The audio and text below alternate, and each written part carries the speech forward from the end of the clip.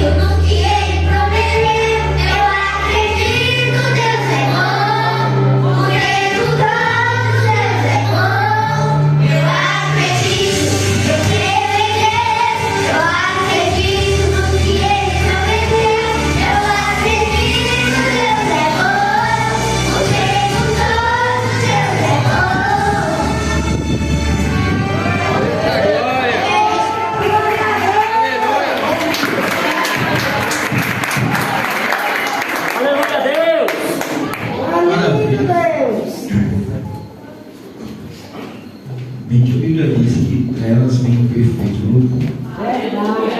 As crianças cantaram muito bonito para Jesus.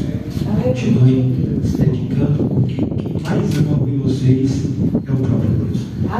Abra vossas Bíblias no livro de Lucas, capítulo de número 8, verso de número 40. Não se preocupe, eu sei que você teve um dia corrido hoje, sexta-feira, foi feira na cidade.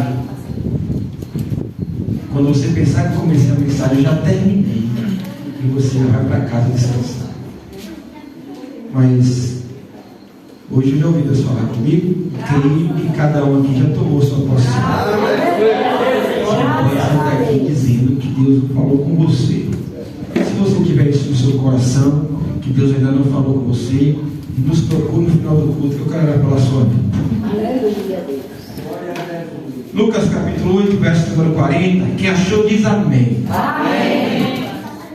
O texto bíblico diz assim: e aconteceu quando voltou Jesus, a multidão o recebeu, porque todos estavam esperando.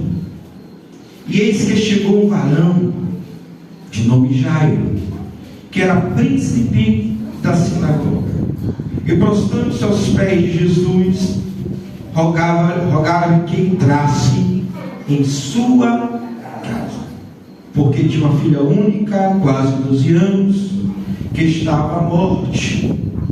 Indo ele, apertava uma multidão, e a mulher que tinha um fluxo de sangue havia 12 anos, e gastava com os médicos todos os seus haveres, e por nenhum pudera ser curada, chegou por detrás dele, tocou na orla da sua veste, e logo estancou o fluxo do seu sangue. E disse Jesus: quem é que me tocou? E negando todo, disse Pedro, porque estavam com ele: mestre, a multidão te aperta e te oprime, e tu dizes: quem me tocou? E disse Jesus: alguém me tocou, porque bem conheci que de mim saiu. Aleluia! Glória a Deus! Irmãos, nós conseguimos identificar aqui 3 personagens principais, fora o próprio mestre. Nesse texto bastante conhecido, nasce a história de uma multidão que sempre cercou Jesus por aquilo que Jesus podia fazer e realizar.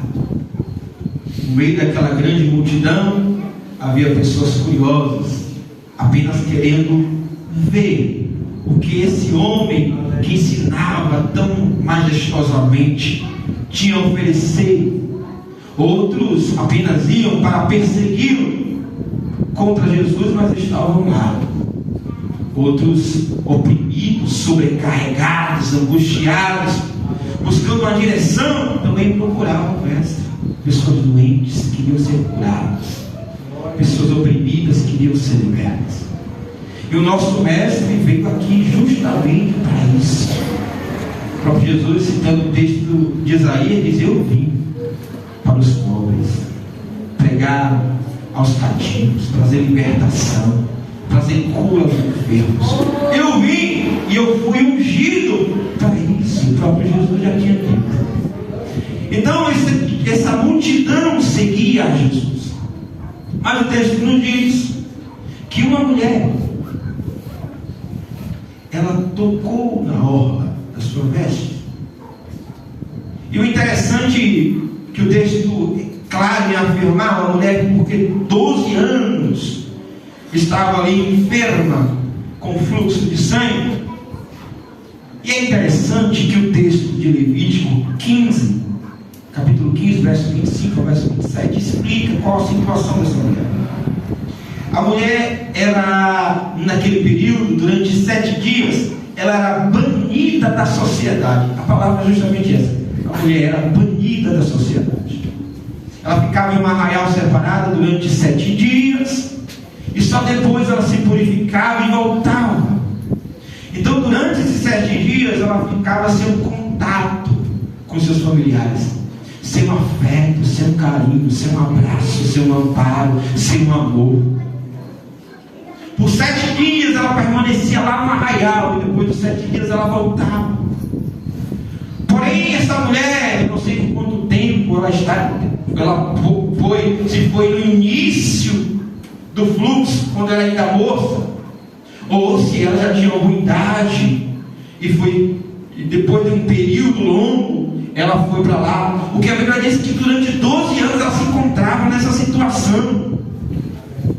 estava uma mulher com todo o seu corpo pronto para reproduzir, uma mulher pronta para se relacionar, pronta para casar, pronta para ter filhos, pronta para constituir uma família e fazer prosperar o nome da sua descendência.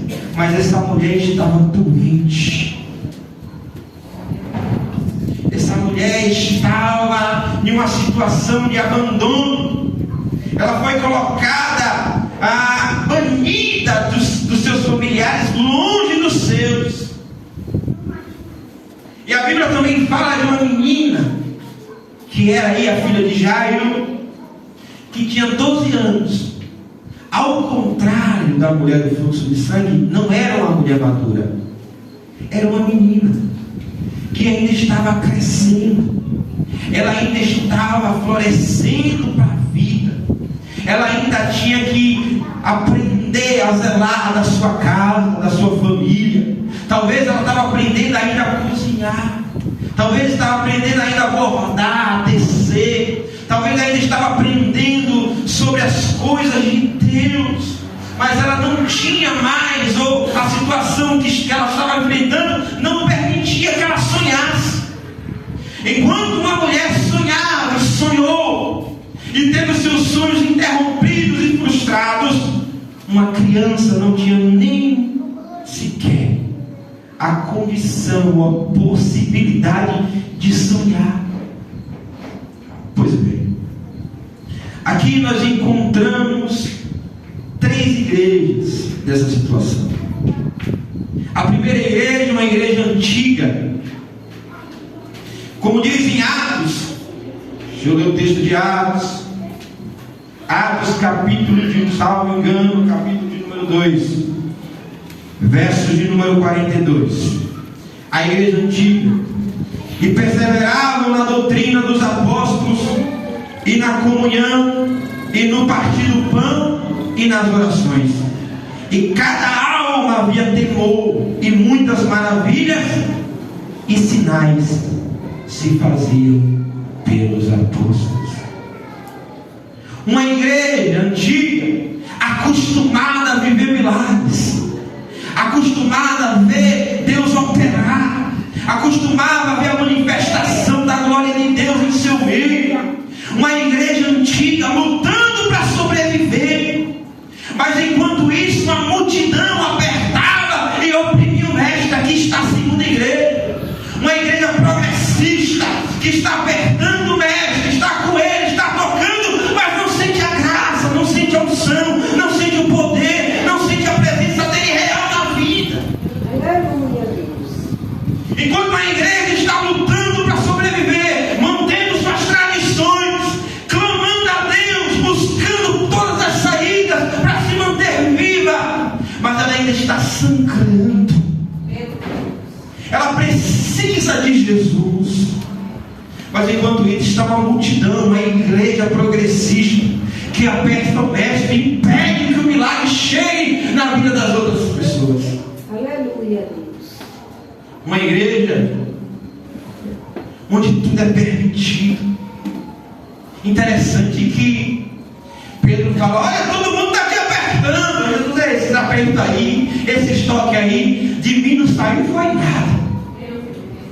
O que havia era muita suada, o que havia era muito burburinho, muito disse-me-disse. Pouco de fato afeta o mestre, a ponto de Jesus um dia dizer o seguinte: vocês não vieram aqui por causa de mim, mas vieram para comer pão. Eu bem conheço vocês. Eita, Deus, Eu conheço as suas vidas, conheço a intenção do vosso coração. Eu sei porque vocês têm me buscado. Uma multidão que ia encontrar Jesus, mas ela ia buscando algo passageiro. Muitos queriam ser curados, muitos queriam algo do mestre, individualistas. Pessoas que iam para a igreja apenas como clientes, esperando de Deus um cardápio espiritual para se servir. E Jesus estava caminhando no meio da multidão, era tocado por todo mundo, mas ninguém arrancava do mestre a graça. Aleluia, Deus. Enquanto a igreja verdadeira ela é banida do meio da igreja progressista, porque a igreja progressista não aguenta mais ouvir a verdade do evangelho, não pode se falar mais de arrependimento e remissão dos pecados, no Deus que perdoa, que liberta e que cura, muito pelo contrário, se esquecem de Deus. Uma igreja progressista que não acredita mais em Jesus.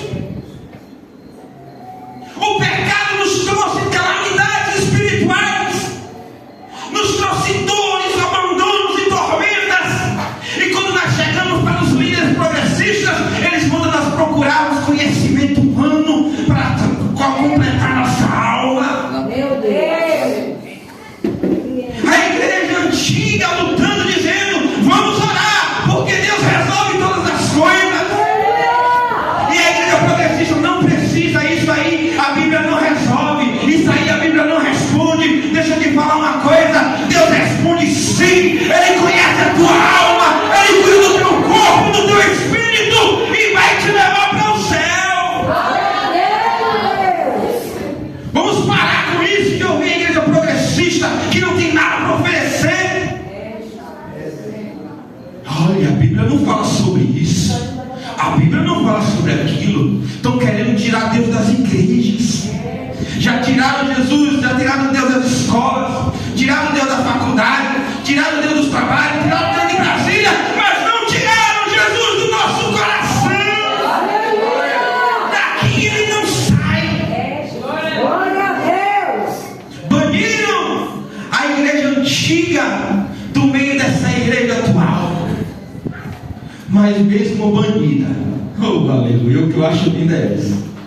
A igreja toda progressista tocando, murmurinho, clamando, não sei o que, blá, blá, blá. Aí você vê aquela multidão naquelas igrejas, mas não vê transformação de vida, não vê mudança, não vê nada. Mas mesmo banida, a igreja antiga se esforçou. Aleluia. Tocou. Não tocou na pele do mestre, não pegou no braço do mestre, tocou na orla dele. Aleluia. E quando toca, sai de Cristo graça, unção, virtude. Ei, não importa se você é banido pela sociedade, não importa se a tua família não quer você perto, não importa se não aguenta ouvir a verdade do evangelho. O que é importante é para você que quando você toca Jesus, você recebe graça, recebe unção, recebe virtude, e Ele estará com você até a consumação do século. Aleluia. Interessante. É muito interessante. Você pega uma igreja antiga lutando para manter as tradições, é bonito. E eu percebo que às vezes eu vou conversar com os irmãos das antigas, eu sou das antigas. Eu fui para um ciclo de oração uma vez em Serrinho. Eu era menino, tinha 11 anos de idade, mas já era batizado do Espírito Santo.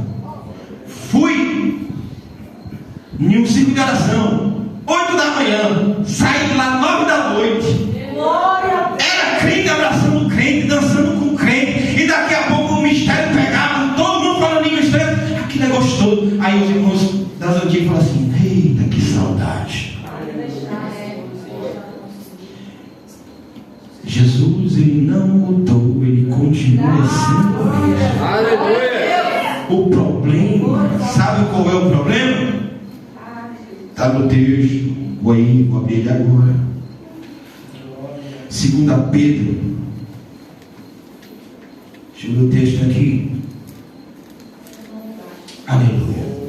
2 Pedro, verso 2, 1 ao 2. E também houve entre o povo falsos profetas, como entre vós havia também falsos doutores, que introduziram encobertamente heresias de perdição, e negaram o Senhor que os resgatou, trazendo sobre si repentina perdição.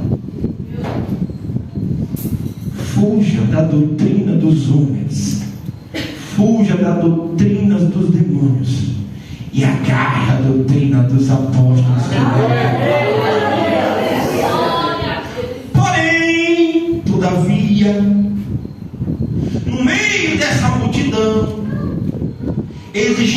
homem chamado Jairo. Enquanto aquela multidão estava lá, apertando o resto, querendo arrancar dele um milagre, uma cura, colocando Jesus contra a parede. Eu quero, você tem que me dar, porque a tua palavra diz que tu tem que me dar. Aí Jairo chega perto de Jesus e falou: eu preciso de um milagre na minha casa. Eu não vou fazer que nem aquele homem que disse: o senhor não precisa ir lá não. Como eu tenho um exército ao meu comando, eu mando, ele vai. O senhor também pode fazer. Já foi diferente. Já ele falou: olha, Jesus, eu quero que o senhor vá para a minha casa. Aleluia, Deus. Eu sei que o senhor pode fazer. Eu sei que eu estou aqui e pedindo, o senhor pode fazer, porque eu já vi o senhor fazendo. Mas eu quero que o senhor vá na minha casa. Glória a Deus. O que vai restaurar a igreja antiga e restaurar a igreja que está nascendo é alguém, o servo do Senhor, clamando Jesus para um relacionamento fidedigno, uma aliança perpétua, onde o Senhor é o centro da nossa adoração. Nós não podemos curar a nossa geração se antes nós não voltarmos no passado e resgatarmos aquilo que nós perdemos. Voltarmos às Sagradas Escrituras, buscando nela a condição de vida que nós precisamos seguir. Enquanto muitos estavam preocupados em receber algo momentâneo de Cristo, já queria um relacionamento fidedigno com Deus. Aleluia, Deus. Quantas pessoas da nossa geração estão indo nas igrejas com a motivação errada? Por causa de quê? Por causa desses falsos profetas e mestres que apresentam um evangelho barato, que não tem preço algum, muito pelo contrário, o preço foi pago e foi muito caro com o sangue de Cristo Jesus. Aleluia, Deus. E essa nova igreja que está surgindo, estão ouvindo pregações coach, pregações filosofais, para que a sua alma seja enganada. Mas o Senhor levanta Jairo ainda na minha geração, para dizer: Senhor, a cura é boa, Senhor, o milagre é bom, mas melhor é te levar para casa, melhor é ter um relacionamento contigo. Eu creio em uma geração que vai clamar a Deus buscando de estar perto dele para sentir a sua graça. De uma coisa tenha certeza, de uma coisa tenha certeza: quando Jesus está com você, tem cura, tem libertação, tem graça, tem poder, tem maravilha, tem bênção. Ele é o dono de todas as dádivas e ele já derramou sobre a sua igreja. Aleluia! Glória ao teu nome, Jesus. O problema das multidões que cercam Jesus, eles até acreditam. João capítulo 12, verso 42, o texto diz o seguinte: apesar de tudo, apesar dos milagres, apesar da proteção, apesar das bênçãos, apesar de tudo, muitos dos príncipes principais creram nele, mas não confessaram, por causa dos fariseus, para não serem expulsos das sinagogas. Por quê? Porque amavam mais a glória dos homens do que a glória de Deus. Ou nós mudamos a nossa pregação, ou nós vamos ver uma geração inteira perdida. Ou nós mudamos as nossas pregações, enfrentando, mesmo sendo banidos, irmãos. Foram buscar Paulo e Silas na casa de Jasão, não acharam ele, pegaram Jasão pelo braço e falaram: aqueles que estão arrazoando a terra aí, chegaram aqui também. Ei, o crente nunca foi querido, está sendo querido agora, porque você quer se moldar igual ao mundo. Essa é a igreja progressista.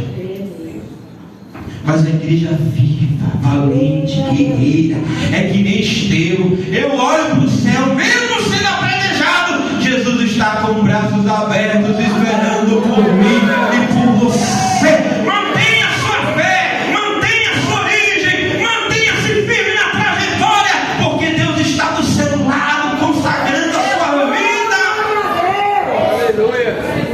Aleluia. Aleluia, Deus. Aleluia. Fala, meu Senhor. Deus ainda levanta Jairo para chamar ele, para ter um relacionamento. O segredo do crente vencer é estar lado a lado com Jesus. Para de querer agradar o mundo. Para de ser politicamente correto. Não tenha medo de ser excluído. Porque são os excluídos e os banidos que, quando procuram tocar no mestre, ele derrama a sua glória sobre a vida da igreja. Tem muita gente apertando Jesus, mas de Jesus não está saindo nada. Mas quando você, mesmo humilhado, toca em Jesus, ele derrama a sua glória. Glória a Deus. Oh, aleluia. Fique de pé. Curve a sua cabeça nesse momento, põe a mão no coração. Aleluia, Deus. Pai que está na tua igreja, Senhor. Sim, Pai Santo. Deus, nós repreendemos todo espírito progressista que tenta se instalar no meio da nossa igreja, Senhor, trazendo ensinamentos humanos para tirar a autoridade do Evangelho, a autoridade da palavra. Nós cremos, Senhor, na cura, nós cremos na libertação, nós cremos que Tu és suficiente em nossa vida, em que nada além de Ti pode nos completar. Pai bendito e eterno, conduz a nossa vida, Senhor. Repreende, meu Pai, da diversidade, repreende a incredulidade que tem entrado no meio da igreja, Senhor, porque antes de qualquer coisa clamamos a Ti.